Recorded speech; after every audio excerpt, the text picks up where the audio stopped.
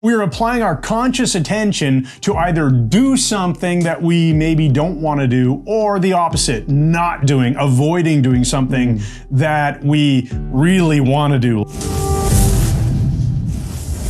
This video is all about willpower and whether or not we need it and if we can escape the willpower trap. All right, so let's start by talking about what the heck is willpower. Well, we've got a good maybe metaphor / description. So what's willpower, Mike? Well, willpower is something that takes our will in a powerful way. Right, it's conscious, right? We're applying our conscious attention to either do something that we maybe don't want to do, or the opposite, not doing, avoiding doing something that we really want to do, like eat those donuts or something like that. Right, and sometimes willpower can be all about trying harder and harder and harder, but it typically doesn't work.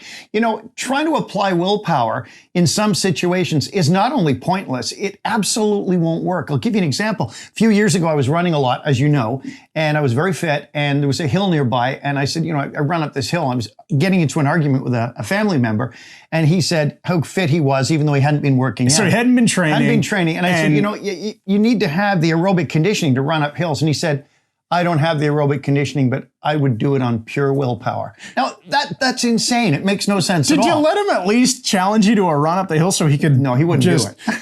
Conk out. You get the point. If you imagine trying to run up a hill and you haven't been keeping yourself in shape, it's probably not going to work out. No matter how much willpower you have, you're going to fade. It's like trying to get uphill. Say you have a car with no gasoline. Your car isn't going to go. If you just have strong willpower, you're just going to get that car moving. That's right. It won't work. So willpower is finite. Eventually, it runs out when the pain and the other unconscious discomforts are in your way, and then willpower is gone out the window. And useless. So let's move on. Now we're going to talk about willpower versus imagination. Imagination is actually hypnotic. Oh, what do you mean by that? Imagination gets to your unconscious mind. And when we vividly imagine something, especially when we bring in emotions, it can unlock our resources and make even unpleasant things very easy to do. That's right. That's a really good point, Mike. So this is really useful if something is difficult or unpleasant. Basically, when you should do something and you don't want to, or when you should not do something, but you really want to. You've got that for cravings, things like that. So let's move on and let's give you a 3-step strategy. Okay, we call this the 3-eye strategy. Now, I'm not talking about having a third eye in the middle of your forehead or anything of that nature, but we're talking about 3 words that start with I that make it very easy to understand this and to remember it. So the first one of these 3 I's is to identify what you want. Right, so identify simply means know what you want. What is your outcome here? What do you want to have happen? Do you want to be super fit? Do you want to be spending time working on your career? Whatever it is, identify it first of all. Okay, the second I is imagine. Imagine that.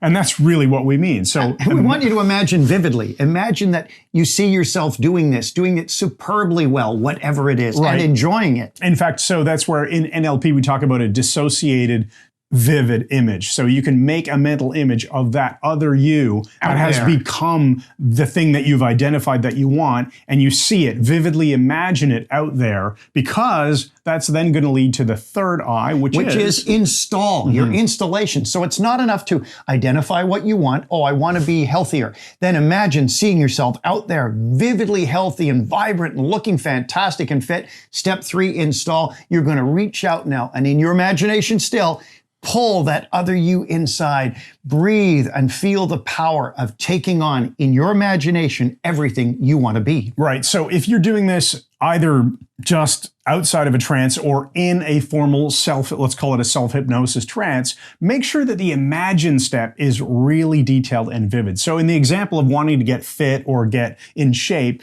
you might imagine all the things that you're doing. Imagine yourself, in my case, I would be thinking like playing beach volleyball and going to the gym and stretching regularly and going for long walks with my wife or whatever it is.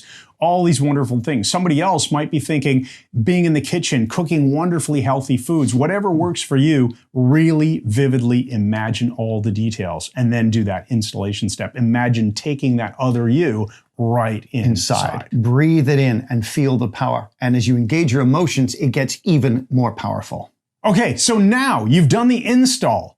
The next thing, we've got 2 quick checks for you. These are ecology checks. So to make sure it's okay. So let's start with the internal check. Talk to me about that. Well, the internal check is, how do you feel inside when you imagine actually having that thing that you're just installing? What will it be like? How will you feel when you are super fit, when you are whatever? That's going to build the emotion that's going to help it install better. And it's also checking that it's good for your life. Right. And it checks that it isn't something that's missing, or that there isn't a missing component. So maybe you imagined just, let's say, getting fit, just cooking in the kitchen and making healthy foods and being at the grocery store and walking straight by all the junk food. But then you realize at the end of it, oh, you know what? I'd really like to also have a body that's more muscular too, or something like that. So you could go in and do the exercise again with a different set of activities. You can stack these things. Yes, it's a personal edit. Just keep editing the other you that you're imagining. Make it vivid, make it clear, and pull it inside again. And check how the edit has worked. And the next one is the external check. We've done the internal check. It's an ecological check, how you feel about it.